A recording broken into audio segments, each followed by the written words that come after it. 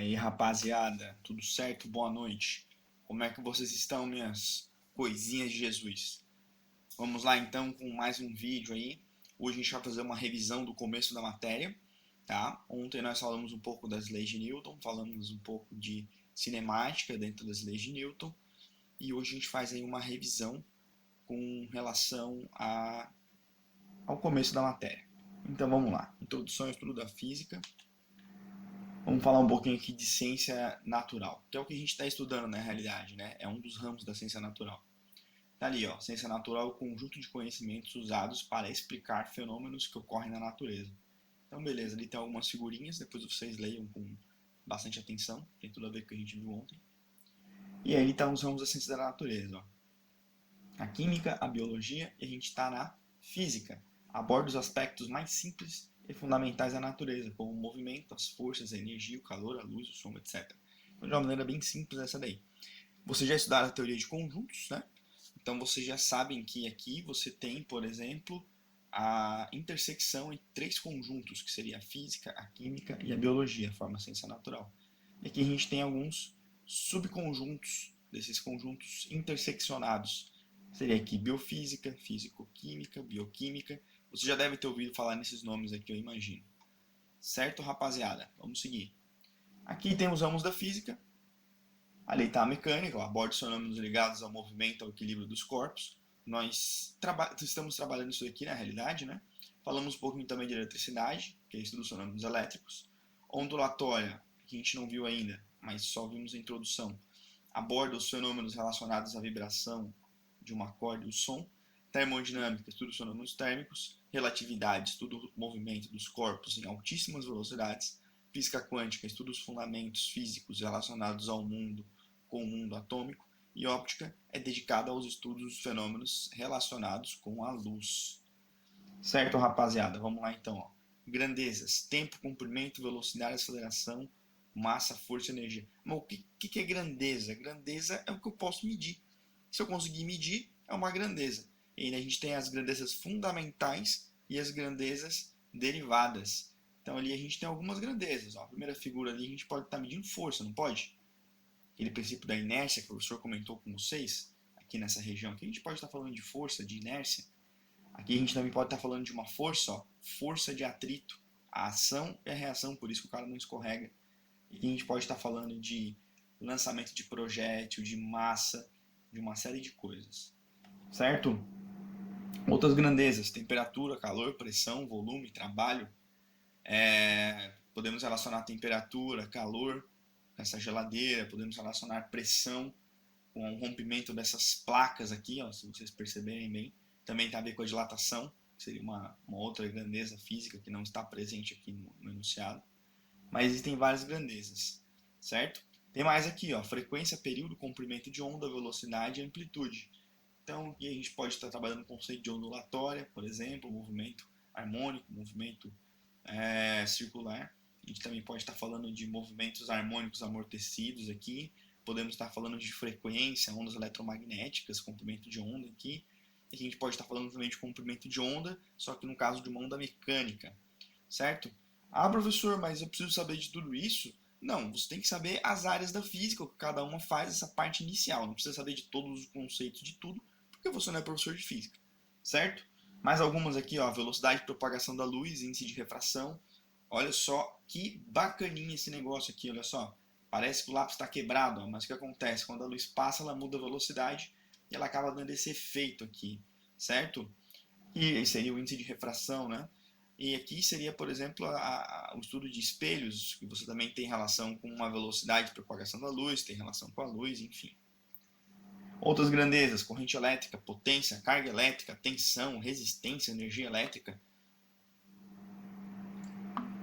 Percebam que são uma série de grandezas.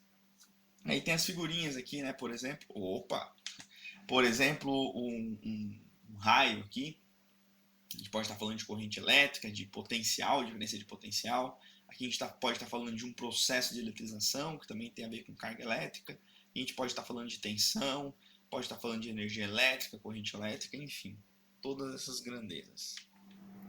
Aqui outras grandezas: campo magnético, fluxo magnético, energia magnética, força magnética. E temos um relógio, olha só que bacana, um relógio dando aquela girada marota.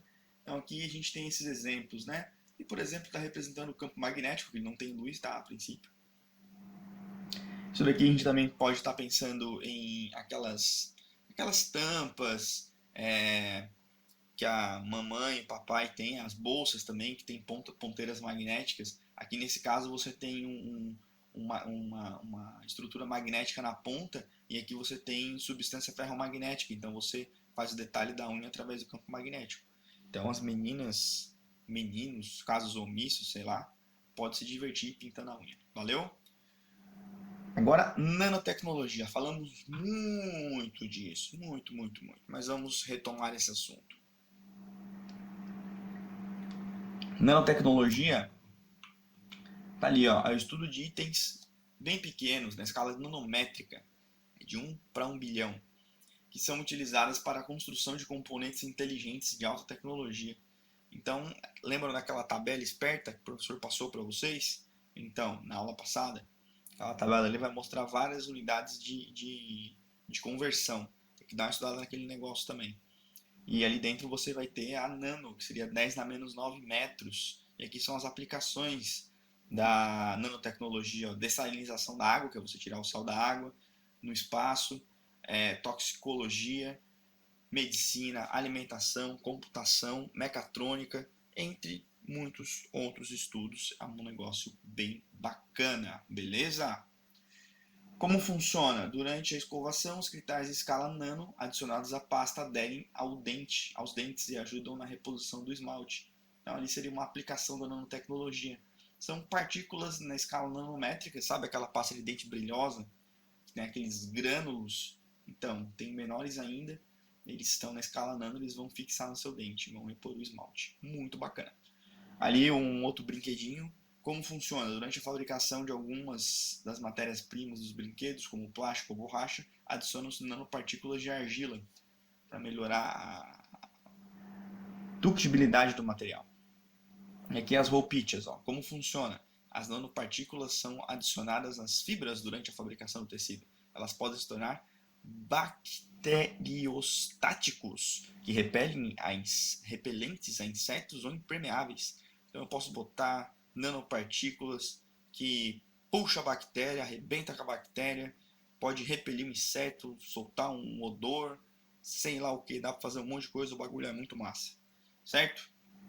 Física nuclear é uma área bem interessante também. Física nuclear é a área da física que estuda os constituintes e interações dos núcleos atômicos. Produzem energia considerada, faltou um pedacinho ali, limpa, pois não polui o meio ambiente. Porém, o lixo radioativo deve ser armazenado em locais adequados, seguindo diversas normas rígidas de segurança. Ou seja, você consegue ter energia de forma limpa, beleza, porque aqui dali sai vapor, isso daqui é vapor de água no processo de fusão, mas o lixo atômico é um negócio que, se deixar vazar, complica muito, certo? Então, quer dizer, é limpa, mas o lixo dele é bem perigoso. E ali é limpa tendo lixo. Também é um negócio bem antagônico. Mas enfim, ele tem uma ogiva. É um dispositivo explosivo que deriva sua força destrutiva das reações nucleares. Então, você vai ter o processo de fissão nuclear, vai liberar uma grande quantidade de energia e aí a coisa fica bruta. Se é que vocês me entendem. Método científico. Isso aqui o professor também trabalhou com vocês. O método científico foi proposto por Galileu no fim do século XV. Ele consiste numa metodologia muito efetiva para estudar fenômenos naturais. Rapaziada, você tem ali, ó, identificar o problema, desprezar os aspectos não essenciais, propor uma hipótese, realizar experimentos controlados, monitorados para medir as variáveis de interesse, verificar se a hipótese é confirmada pelos resultados experimentais, laboratório confirma ok, laboratório não confirma ok também, e é um processo retroalimentativo, ele volta aqui, ó. Só que isso daqui também é um negócio bem interessante, só que existem outras formas de você adquirir o conhecimento, certo, galera? O professor comentou alguma coisa na Feira de Ciências com vocês sobre isso, com aquele roteiro. É basicamente um modelo de método científico um pouquinho diferenciado. Certo? E aqui a gente fala do domínio de validade de uma teoria. Então, lembrem-se que física é a arte da aproximação. Física trabalha com modelos e todos os modelos possuem limitações. Então a gente trabalha tentando explicar a natureza, mas a gente não vai conseguir com perfeição porque a verdade é utópica. Também falamos isso daqui na sala. Então tem várias maneiras de entender como é que essas teorias mudam. Não vou entrar aqui na epistemologia do conhecimento científico, mas basicamente você vai ter, por exemplo, a mecânica de Newton, que tem várias limitações, e para altas velocidades você tem que usar a mecânica de Einstein, certo? E se não der conta, a gente precisa de uma nova teoria para dar conta do fenômeno. Belezura? Aqui são experimentos. Vou deixar para vocês brincarem depois. Aqui a gente fala um pouquinho de ciência e tecnologia. Então ele fala ali, ó, desde os primórdios da civilização, o homem se valeu do conhecimento científico, aplicando no desenvolvimento de ferramentas, máquinas e técnicas para melhorar suas condições de vida. Aqui uma ideia então que a gente trabalha, o professor falou em sala de ciência, tecnologia e sociedade, lembram? Então vai mais ou menos nessa pegada aqui. E as grandezas físicas, está ali, né? Algo mensurável, beleza? E aqui o sistema internacional. Faltou aqui no slide, mas vai ficar no áudio, a diferença entre grandezas fundamentais e grandezas derivadas. Então ele está ali, ó. Se eu tiver várias grandezas fundamentais, se ela for composta, vou até riscar esse negócio aqui. Pera aí que eu vou fazer um negócio aqui louco aqui, ó. Vou pegar um vermelhão aqui, ó.